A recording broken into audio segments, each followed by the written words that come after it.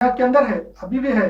اب اگر ملحدین اگر ابھی بھی اگر وہ جو ایتھیسٹ یہ سوال کریں کہ اس مجرم کو سزا دینے سے کیا حاصل، تو میں آخر میں ایک ایسا جواب دوں گا جو اسی دنیا کے معاملے میں اب جو ہو، ابھی وہ سوال جو اگر ایتھیسٹ کر رہے پھر بھی کہ وہ مجرم کو، وہ کافر کو سزا کیوں دے رہے، اس سے کیا حاصل، اگر یہ سوال ابھی بھی کریں گے تو میں اس کا جواب جو ہے نا آج کی زندگی سے دوں گا، آج کے زمانے سے دوں گا۔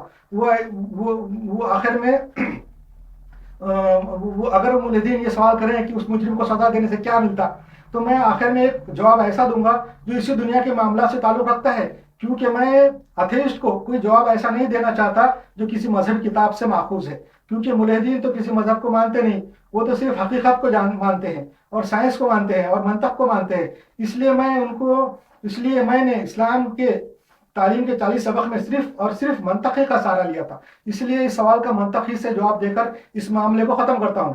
ملحدین کا سوال ہے، ایتھیسٹ کا سوال ایک بار پھر سنیے۔ ملحدین کہتے ہیں کہ کسی مجرم کو سزا دینے سے اللہ کو کیا حاصل ہوتا ہے؟ جواب اسی دنیائی معاملے کا دیتا ہوں میں، جواب میں اسی دنیا کی جو معاملہ ہے، اسی دنیا کے اندر جو ہوتے رہتا ہے اسی سے دیتا ہوں۔ وہ یہ ہے کہ ایک مثال پر غور کریں، ایک مثال پہ، ایک ایگزامپل پہ غور کرو آپ لوگ۔ ہم آئے دن اخبارات میں پڑھتے رہتے ہیں اور سنتے رہتے ہیں کہ کار بنانے والی جو کمپنیاں ہیں، ہم آئے دن روز اخبارات میں پڑھتے رہتے ہیں اور سنتے رہتے ہیں کہ اشتہار دیتے ہیں لوگ، ایڈورٹائز کرتے رہتے ہیں۔ کار بنانے والی جو کمپنیاں ہیں، کار بنانے والی کمپنیاں اپنی کاروں کی بہت نئی نئی ماڈل نکالتے ہیں، نئے نئے خصوصیات اس کے اندر بتاتے ہیں، اس کے اندر کیا کیا فیسلٹی ہے کاروں کے اندر بتاتے رہتے، نئے نئے ماڈل، نئے نئے فیچر وہ کار کے اندر بتاتے رہتے، اور لوگوں کو اپنی کار خریدنے کے لیے وہ راغب کرتے رہتے، ابھارتے رہتے، اور کار بنانے والی کمپنیاں ایڈورٹائز کے ذریعے، اور لوگوں کو آفر کرتے رہتے ہیں کہ آپ کو فری ٹیسٹ ڈرائیو دیں گے۔ اور وہ کار کی کمپنی، کار کے شو روم والے کیا کرتے ہیں، آفر کرتے فری ٹیسٹ ڈرائیو دیں گے آپ کو، آپ چاہو کار لے کے جاؤ، سٹی میں جا کے، شہر میں جا کے چکر لگا کے آؤ، چکر مارو، گھومو پھرو، کار چلا کے دیکھو، اس کو فری ٹیسٹ ڈرائیو بولتے ہیں۔ فری ٹیسٹ ڈرائیو دیا جائے گا جب کوئی شخص کار کے شو روم میں کار خریدنے کے لیے جاتا ہے، جب کوئی آدمی جو شخص ہے، کوئی فرد ہے، کار خریدنے کے لیے کار کے شو روم میں جاتا ہے، تو وہاں کے ملازمین اس شخص کو اپنی نئی کار کی فری ٹیسٹ ڈرائیو بھی دیتے ہیں، فری اس کے کوئی ڈاکومنٹ لے لیتے، کوئی لائسنس لے لیتے، بولتے تم جاؤ سٹی میں جا کے چکر مار کے آؤ۔ ملازمین جب کوئی شخص کار کے شو روم میں کار خریدنے کے لیے جاتا ہے تو وہاں کے ملازمین اس شخص کو اپنی نئی کار کا فری ٹیسٹ ڈرائیو بھی کرنے دیتے ہیں۔ وہ شخص کار لے کر شہر میں چکر لگانے چلے جاتا ہے، وہ شو روم والے اس شخص کو کار کو شہر میں چکر مارنے کے لیے لے جانے دیتے ہیں۔ دیکھو یہ آج کی دنیا کے معاملے کا میں مثال دے رہا ہوں، ایگزامپل دے رہا ہوں۔ دیکھیے وہ شخص کیا کرتا ہے، وہ گاڑی لے کے سٹی میں چکر مارنے کے لیے چلے جاتا ٹیسٹ ڈرائیو کے واسطے۔ جب وہ شخص کار کو اچھی طرح چلا کر دیکھ لیتا ہے اور پوری طرح مطمئن ہو جاتا ہے، پوری طرح سیٹسفائی ہو جاتا ہے، اس کے فیچر اس کے معلوم ہو جاتے کار کے اس کو، اور پھر مطمئن ہو جاتا، تو وہ کار خرید لیتا ہے، وہ آ کے کار خرید لیتا ہے، جو بھی ہے فائننس ہے، پیسوں سے، کیش میں ہے، جو بھی ہے وہ کار خرید لیتا ہے، مطمئن ہو جاتا ہے، اس کو اطمینان ہو جاتا ہے، سیٹسفائی ہو کے جب کار کا ٹیسٹ ڈرائیو دینے کے بعد آ کے خرید لیتا کار، تو اس شخص کو شو روم والے کار دے دیتے ہیں، قیمت میں بھی سہولت دے دیتے ہیں، اور عزت تکریم کرتے ہیں، اس کو اور بھی فیسلٹی دیتے، اور وہ کار لے کے چلے جاتا اور بس عائش کرتا، گھومتا اپنی نئی کار میں گھومتے رہتا۔ یہ اس کا ہو گیا نتیجہ۔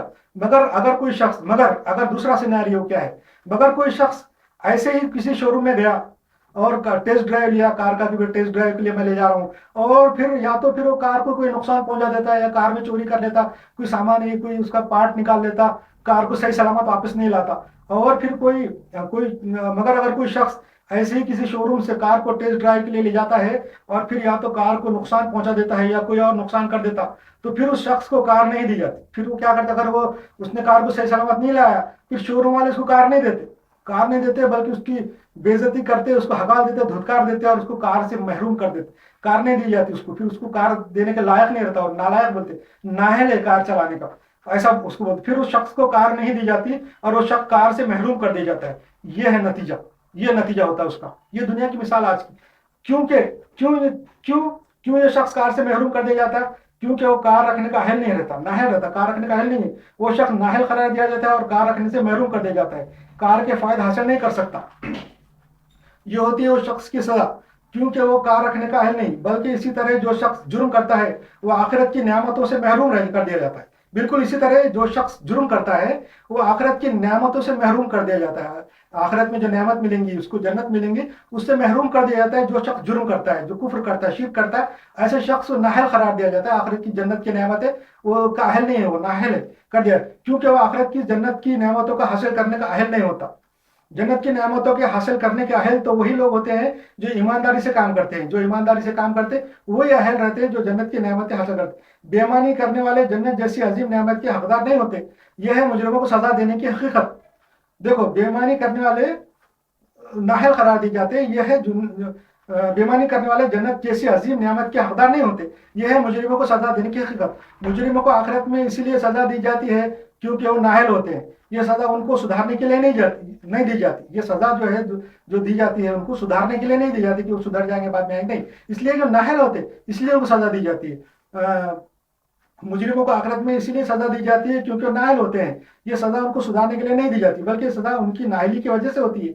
इस सजा से हासिल सिर्फ उसी को होता है जो सजा को हासिल करता है। इस सजा से हासिल ये उसको मिलता, किसको मिलता है? उसी को मिलता है जो सजा को, जिसको सजा मिलती है उसी को मिलता है। सबसे ज्यादा मुस्तहक वही होता है। सजा, उस सजा का सबसे ज्यादा मुस्तहक कौन होता है? वही होता है। और उस सजा का सबसे ज्यादा मुस्तहक वही होता है जो जुर्म करता है। जो मुजरिम होता है वही मुस्तहक होता है इसको सजा मिले, दूसरे लोग मुस्तहक नहीं होते। यह है जवाब उन तमाम सवालात का जो मुल्हिदीन करते रहते हैं। और जो लोग जिन्होंने अच्छे अमाल किए और सब्र किया और ये साबित करते हैं कि वो जन्नत की अब्दी नेमतों के असल हकदार हैं और उनको दी जाती है। जो लोग साबित करते हैं, सब्र करते हैं, अच्छे काम करते हैं, वो साबित करते हैं कि वो जन्नत की अब्दी नेमतों के हासिल करने के असली हकदार है, अहल है, और इसलिए वो उनको जन्नत दी जाती है। और दोज़ख के असल हकदार वो है जो बुरे अमल करते हैं। बिल्कुल उसी तरह जिस तरह कार के शोरूम में से टेस्ट ड्राइव को ले जाने वाले शख्स की है, बिल्कुल इसी तरह जिस तरह कार के शोरूम में से टेस्ट ड्राइव ले जाने वाले अशखास की। एक शख्स टेस्ट ड्राइव करके कार को सही सलामत शोरूम में वापस लाता है और कार की कारकर्दगी से मुतमईन होता है, उस शख्स को कार दे दी जाती है और वो उस कार से फायदा उठाता है। और दूसरा शख्स जो उस शोरूम से कार टेस्ट ड्राइव के लिए ले जाता है और कार को सही सलामत वापस नहीं लाता, उस शख्स को कार नहीं दी जाती और वो कार से महरूम कर दिया जाता है और कार हासिल करने से नाहल करार दिया जाता है और कार के फायदे से फायदा नहीं उठा सकता। ये तो है दुनिया में अंजाम। आखिरत का अंजाम अल्लाह के हाथ में है। वो तो बड़ा इंसाफ करने वाला है और ऐसा इंसाफ करेगा कि हमारा एक एक अमल, एक एक लम्हा उसके पास महफूज है और रिकॉर्ड में मौजूद है। अल्लाह के पास तो हमारा एक एक अमल, एक एक रद्द अमल और एक एक सेकंड जो है उसका रिकॉर्ड में मौजूद है। जिस तरह कॉस्मिक बैकग्राउंड रेडिएशन आज से 14 बिलियन साल से महफूज है, रिकॉर्ड में है, वैसे हमारा एक एक एक्शन, हमारी एक हर किस्म का अमल हमारे अल्लाह के पास रिकॉर्ड है, मौजूद है। जिस तरह कायनात में आज भी बिग बैंग के असरात और उसकी गूंज और उसकी रोशनी आज भी मौजूद है और बिलियनों साल से गर्दिश कर रही है और चक्कर काट रही है। इसलिए हम मुसलमानों को आज भी अच्छा अमल करने चाहिए। आज जो हम अपने आप को जलालत में पड़े हुए देख रहे हैं, अगर हम आज भी नहीं सुधरे और संभले, आज भी नहीं सुधरे, तो इससे भी ज्यादा बुरे दिन हमारे आइंदा आने वाली नस्लों को देखना नसीब होगा। क्योंकि हमारे अमाल ज़ाहिर नहीं होते, वो यहीं गर्दिश करते रहते हैं। वो अमाल हमारे ही कौम पर वबाल बनकर मैग्नीफाई होकर गिरते हैं, जैसा कि कल हमारे आबा अजदाद के अमाल आज हमारे ऊपर गिर रहे हैं। आज दुनिया में दीगर जितनी भी कौमें हैं सबके साथ एक ही कानून है। आज दुनिया में दीगर जितनी भी कौमें हैं सबके साथ एक ही कानून है, तो इंसाफ सबके साथ हो रहा है। दूसरी कौमों के आबा अजदाद के अच्छे अमाल का वो आज फायदा उठा रहे हैं, दूसरी कौमों के आबा अजदाद के अच्छे अमाल का आज वो फायदा उठा रहे हैं। आज भी ये दुनिया कायम है, अभी ये दुनिया कायम है, अभी क़यामत कायम नहीं हुई। इसलिए आज हमें सुधरने का मौका है, क़यामत के बाद कोई मौका नहीं है। आज भी हम सुधर जाएं और अगर नेक अमाल करेंगे तो जरूर कल हमारी आइंदा नस्लें हमारे नेक अमाल का समरा उठाएंगी, वरना वो भी हमारी तरह बर्बाद हो जाएंगी। ये इस कायनात का कानून है, यहाँ सब बराबर है, तमाम इंसान एक जान है, एक ही